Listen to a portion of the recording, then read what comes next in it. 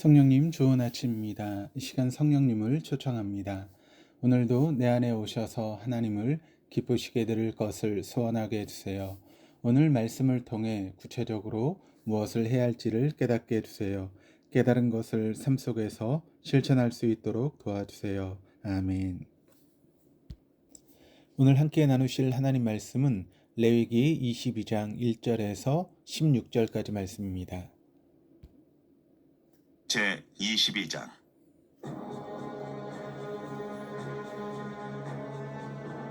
여호와께서 모세에게 말씀하여 이르시되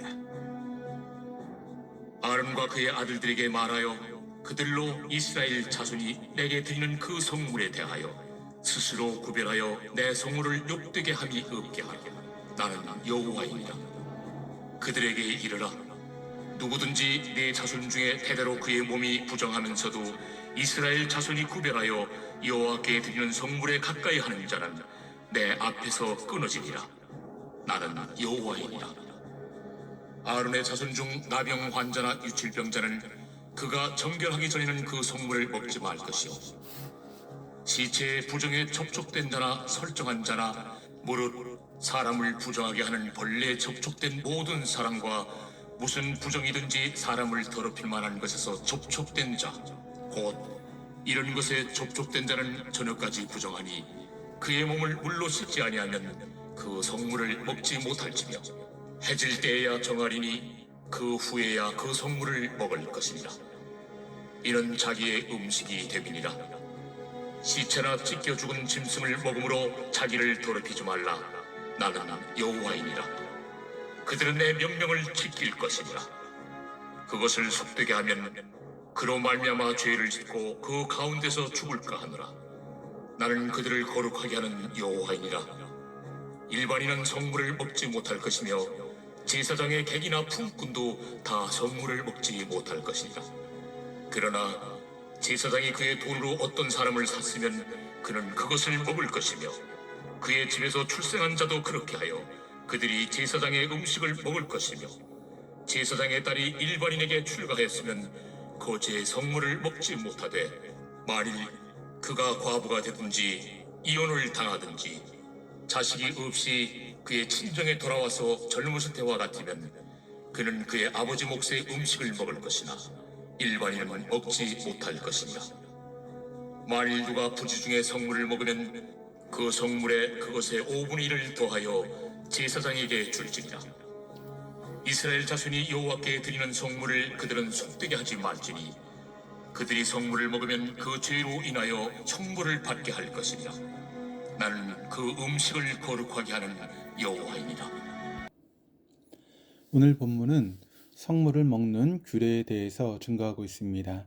제사장들은 제사를 마친 후 자기 몫으로 주어진 성물을 먹을 때에도 거룩한 삶을 살아야만 했습니다. 1절 2절입니다. 여호와께서 모세에게 말씀하여 이르시되 아론과 그의 아들들에게 말하여 그들로 이스라엘 자손이 내게 드리는 그 성물에 대하여 스스로 구별하여 내 성호를 욕되게 함이 없게 하라. 나는 여호와이니라. 우리는 남의 물건을 함부로 대하지 않도록 배웠습니다. 왜냐하면 물건을 함부로 대하는 것이 물건의 주인을 무시하는 행동이기 때문입니다.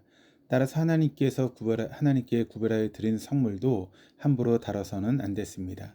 성물을 다루기 전에 반드시 하나님 앞에서 스스로 구별하여 점검해야 했습니다. 이것이 하나님에 대한 존경의 표시였습니다. 3절입니다. 그들에게 이르라. 누구든지 내 자손 중에 대대로 그의 몸이 부정하면서도 이스라엘 자손이 구별하여 여호와께 드리는 성물에 가까이 하는 자는 내 앞에서 끊어지리라. 나는 여호와이니라. 몸이 부정한 채로 성물에 가까이 하는 제사장은 하나님 앞에서 끊어졌습니다. 제사장들은 이 규례 때문에 성물을 먹기 전에 반드시 내가 정결한가 라고 물으며 자신을 살폈을 것입니다.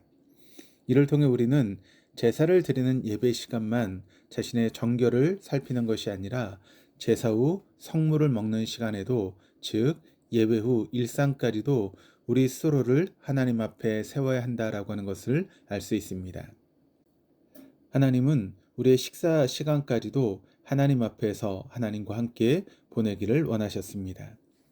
이처럼 하나님께 식사 시간까지도 거룩을 요구하시는 이유를 9절이 밝히고 있습니다. 9절입니다. 그들은 내 명령을 지킬 것이니라.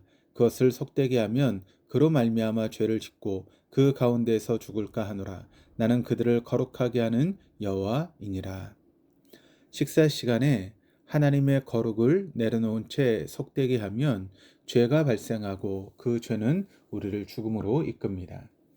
하나님은 우리를 살리기 원하는 분이십니다. 따라서 우리가 하나님과 지속적으로 연결되어 있기를 바라셨습니다. 즉 하나님 안에만 생명이 있기에 우리가 하나님 안에 머물며 거룩하게 살아가기를 바라셨던 것입니다. 그러면서 우리가 거룩하게 살 수 있는 가장 강력한 근거를 덧붙이었습니다. 나는 그들을 거룩하게 하는 여호와이니라. 우리가 거룩해질 수 있는 이유는 우리 자신에게 있지 않고 하나님에게 있습니다. 이스라엘 백성이 모든 민족 중에 가장 적었음에도 그들이 택함받고 거룩하게 된 것은 하나님의 은혜였습니다. 우리가 택함받고 하나님의 백성으로 구별되어 거룩해진 것도 역시 하나님의 은혜입니다. 우리가 하나님을 충분히 사랑하지 못했어도 하나님은 쇄도하는 사랑으로 우리를 덮으셨습니다. 그래서 우리가 거룩하신 하나님을 사모하고 하나님과 함께 살기를 추구하게 하셨습니다. 따라서 우리는 혼자 살지 않고 우리를 거룩하게 하시는 하나님의 열심과 더불어 살고 있습니다. 이 열심이 우리를 지속적으로 하나님 안에 머물게 하여 거룩하신 하나님과 교제하게 할 것입니다. 그러면서 하나님 앞에 부정한 것이 무엇인지 그 기준을 나열합니다. 4절에서 8절까지 말씀입니다. 아론의 자손 중 나병 환자나 유출 병자는 그가 정결하기 전에는 그 성물을 먹지 말 것이요 시체의 부정에 접촉된 자나 설정한 자나 무릇 사랑을 부정하게 하는 벌레에 접촉된 모든 사람과 무슨 부정이든지 사람을 더럽힐 만한 것에게 접촉된 자 곧 이런 것에 접촉된 자는 저녁까지 부정하니 그의 몸을 물로 씻지 아니하면 그 성물을 먹지 못할지며 해질 때에야 정하리니 그 후에야 그 성물을 먹을 것이니라. 이는 자기 음식이 됨이니라. 시체나 찢겨 죽은 짐승을 먹음으로 자기를 더럽히지 말라. 나는 여호와이니라. 열거된 부정들에는 나병과 유출병처럼 지속적으로 부정결한 것과 각종 부정한 상태, 곧 시체, 설정, 벌레 등에 접촉하여 일시적으로 부정결한 것들이 있습니다. 제사장들에게 있어 이런 규례들은 자기 목숨과 직결되었기에 그들은 매 식사마다 내가 정결한가를 되물으며 거룩의 연단을 이어갔을 것입니다. 곧이어 성결이 요구되는 제사장의 식탁에 누가 참여할 수 있는지를 증거합니다. 10절에서 13절입니다. 일반인은 성물을 먹지 못할 것이며 제사장의 객이나 품꾼도 다 성물을 먹지 못할 것이니라. 그러나 제사장이 그의 돈으로 어떤 사람을 샀으면 그는 그것을 먹을 것이며 그의 집에서 출상한 자도 그렇게 하여 그들이 제사장의 음식을 먹을 것이며 제사장의 딸이 일반인에게 출가했으면 거제의 성물을 먹지 못하되 만일 그가 과부가 되든지 이혼을 당하든지 자식이 없이 그의 친정에 돌아와서 젊었을 때와 같으면 그는 그의 아버지의 몫의 음식을 먹을 것이나 일반인은 먹지 못할 것이니라. 일반인은 성물을 먹을 수 없었습니다. 그럼에도 그가 모르고 성물을 먹었을 경우 하나님은 속죄의 길을 제시하셨습니다. 14절입니다. 만일 누가 부지 중에 성물을 먹으면 그 성물에 것의 5분의 1을 더하여 제사장에게 줄지니라. 일반인이 성물을 먹는 것은 성물 침해죄에 해당했기에 속건제가 요구됐습니다. 우린 범죄했어도 하나님은 우리를 용서하십니다. 그런데 일반인 중 성물을 먹을 수 있는 특권을 지닌 사람들이 있었습니다. 바로 제사장이 돈을 주고 샀던 종이었습니다.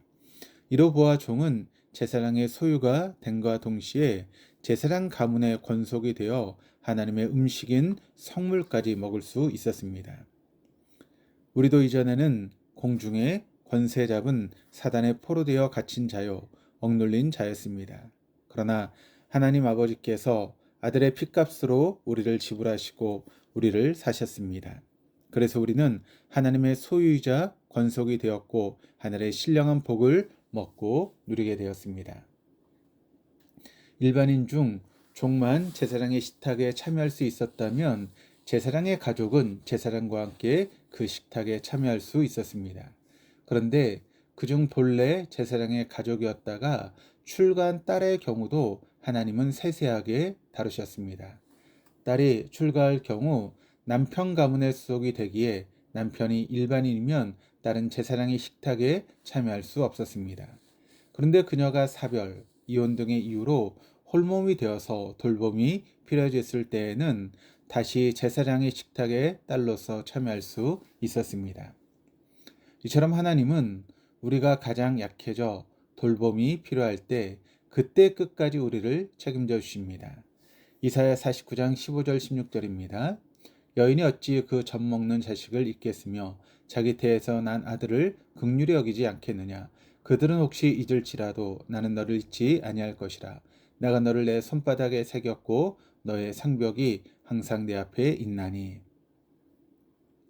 우리가 가장 약해져 있을 그때에 세상은 우리를 적자 생존의 원리로 냉대할지 모르나 하나님은 덮으시는 은혜로 끝까지 우리를 돌보십니다.